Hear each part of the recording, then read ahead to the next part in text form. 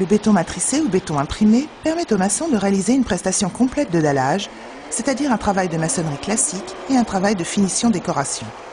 Et cela en un temps record. 70 à 100 mètres carrés peuvent être réalisés en 2 jours par une équipe de 3 maçons.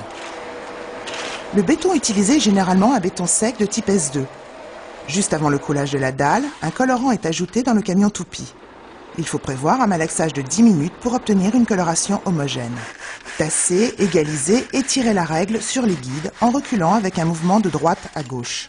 Lisser ensuite à l'aide d'une dame lissarde rectangulaire de manière à faire descendre les agrégats et remonter la laitance du béton. Talocher avec une taloche magnésium pour ouvrir le béton avant la phase de finition.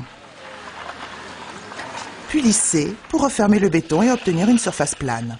L'objectif de ces outils-là, c'est de gagner du temps de mise en œuvre, principalement. Donc c'est pour ça qu'on utilise des lisseuses qui font 1,20 m sur lesquelles on va pouvoir travailler avec plusieurs longueurs de manches, jusqu'à 6 mètres, 8 mètres, 10 mètres de manches.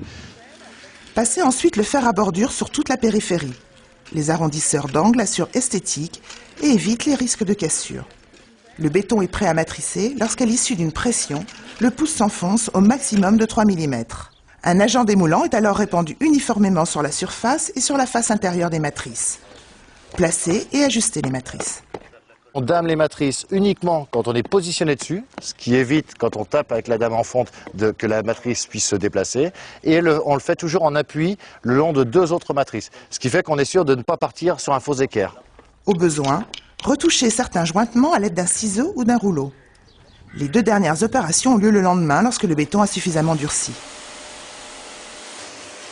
Je donne d'abord, dans un premier temps, un coup de nettoyeur haute pression comme un balai, relativement distant, comme ceci, ce qui me permet de donner le visuel.